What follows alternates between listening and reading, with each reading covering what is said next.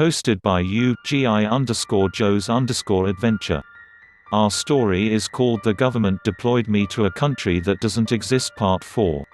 The tribe and I worked out a plan over the next few days. I worked with a team of 6 hungries, as I chose to call the small creatures. Buddy continued to stay at my side. I pulled my map out and drew a second map in the dirt of the forest floor just outside the small tribal city. I pulled the hungries in close and crouched down towards the map. I drew an X. We are here. The city wall is to our west, around 2 clicks away. Can someone draw me the full city, to the best of your knowledge? One hungry immediately took a stick and began to trace the full city walls. Okay, fantastic. Where is the enemy leader located? Can you outline that area? We worked over several days, planning out how we were going to enter, evade, assassinate and get out. The mission would start just after the sunset. I rallied my small team just before we stepped off. This will be dangerous, and, well, you don't have any weapons besides small bags of herbs. But, we have our advantages. Stay as silent as possible, move quickly, and this should be over soon. And remember, guys, a simple plan, a good plan violently executed now, is better than a perfect plan next week. The hungries looked at me then each other. I wasn't sure if they understood, but it made me feel better. Follow me. The sun was fully set. I picked up my rifle, smeared some dark earth on my face and set a quick pace through the forest. The hungries easily kept up with me as we followed my azimuth towards the west. I rested my hand instinctively over the small bag of herbs that was supposed to protect me. The air grew colder. The forest lost all sound and an uneasiness set in. How did I get into this situation? Leading child soldiers to assassinate their enemies. What's wrong with me? We hit the impossibly tall wall of the city. I turned to my team. I pointed to the right. They followed. We skirted the wall, but stayed in the forest, silently looking for a place to breach. I felt a tug at my sleeve. Buddy stopped me and pointed to the wall. Buddy, you're awesome. There was a small hole in the wall. We slipped under into the city. One of the hungries jumped ahead of me. Good, it remembered. We had planned for this hungry to take over navigation when we entered the walls. The city streets were dark. There were rows of shops, butchers' meats, apples, delicious yellow cheeses in their windows. The hungries looked at me. I shook my head no. I waved at them to continue movement. We stacked along the buildings like I had shown them, with me pulling security. We turned a corner to a huge, Gothic building set in the town square.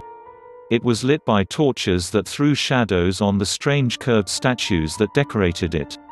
The building looked like it was frosted like a wedding cake. My heart started pumping. This is it. Strange music floated out onto the streets, with bouts of strange noises that sounded like seals barking. The hungries moved uneasily. I locked eyes with Buddy. He was shaking. I laid my hand on his tiny, bony shoulder and gave him a reassuring squeeze. We moved to the back of the building to an unlit location and started to climb. We reached the 3rd story of the building easily, using the intricate moldings as foot and handholds, and quietly slipped into the window. I went first, raising my rifle, and quickly cleared the room.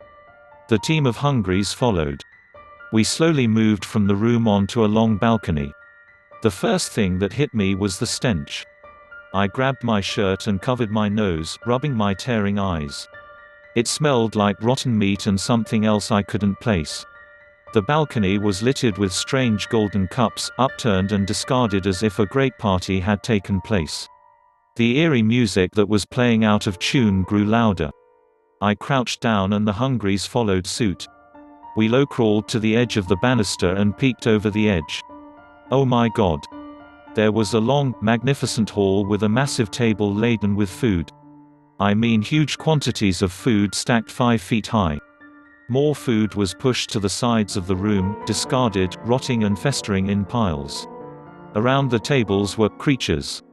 A different kind of creature than the hungries. They were pale and grotesquely fat. Instead of hands they had a type of flesh-colored flippers with sharp razor blades embedded onto their edges. We watched as they used their fins to pull piles of food towards them, then used the sharp end of their fins to chop up the pile into a sloppy mixture. There were dozens of hungries serving them, their legs and arms in long chains. Some hungries ran back and forth carrying huge plates laden with food to the table. Other hungries had large shovels that they used to scoop piles of slop from the table to the mouths of the grotesque creatures. One hungry used its hands to slather the putrid food mixture all over the creature's rolls of fat. Suddenly, one of the hungry slaves tripped and dropped an enormous plate of food that went clattering to the floor. The music stopped and the creature at the head of the table stood up. "For the crime of waste, you shall be punished," it barked out, in a strange guttural voice. The small hungry cowered on the floor, shaking as the monster closest to it stood up. It took its large, sharp fin and raised it over its head. It brought the fin down on the hungry's arms, the legs. Blood oozed from the wounds, but the hungry didn't die. Finally, it dropped the fin across the neck, and the hungry closed its eyes. The creatures let out the loud barking sound, which sounded like laughter, and they all flapped their flippers together. The eerie music resumed, and they continued to eat. I pointed my rifle to the creature who gave the order. Must be the leader." I peered through the scope to line up the shot. I switched the weapon from safe to fire, then put my finger on the trigger. Suddenly, one of the hungries next to me adjusted its movement, sending several golden cups spilling over the edge of the banister onto the marble floor 3 stories down. Damn it, we're compromised. Without thinking, I pressed the trigger, sending the round to the fat creature. I missed my headshot, and instead sent the bullet into its abdomen. The hall erupted into madness. All the creatures moved from the table, rushing in different directions. The hungries were pushed down, tripping over their long chains and were trampled. Several creatures attended to the leader, trying to patch its abdominal wound.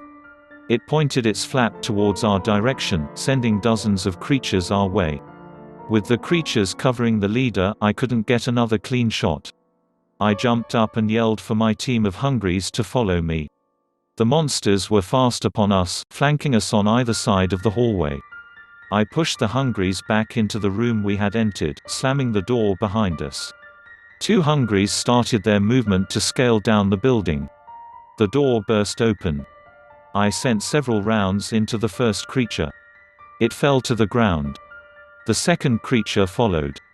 Then another and another. Finally, caught me, twisting their fins around my neck, cutting into my skin. Okay. They ripped the rifle from my hands. "Come," the creature barked. They marched me and 3 of the hungries that didn't escape down the stairs to the great hall. The stench of the rotting food made my stomach turn. They brought us directly to the leader. The other creatures took the seats around the table, turning their watery, bloodshot eyes on us. The leader looked me up and down. Its fat, rubbery lips turned upwards into monstrous smile. "Hello, strange creature," it said. Its voice had a different pitch than before. The creatures around the table broke into the seal-like barking. They know something is going to happen. I adjusted myself, cutting my neck deeper against the subordinate creature's fin.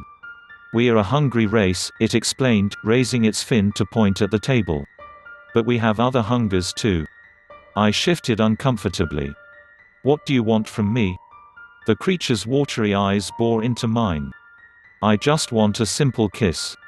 The hall erupted into seal barking and the flaps of flippers. My stomach turned. "Not in a million years." The leader nodded to its subordinate holding Buddy. The creature raised its fin and chopped off Buddy's leg. "No." Buddy reached out for my hand, while blood slowly leaked from its leg. The creature raised its fin to chop Buddy's arm. "Stop. Don't hurt him anymore." "Fine, whatever you say, fine." The barking got louder. The leader opened its fins. Its round, flabby belly shined in the torchlight. "Come to me." Shaking, I walked up to the monster. The folds of its fat were caked with rotten food. Its lips were shiny with grease. "You'll let me help him after this?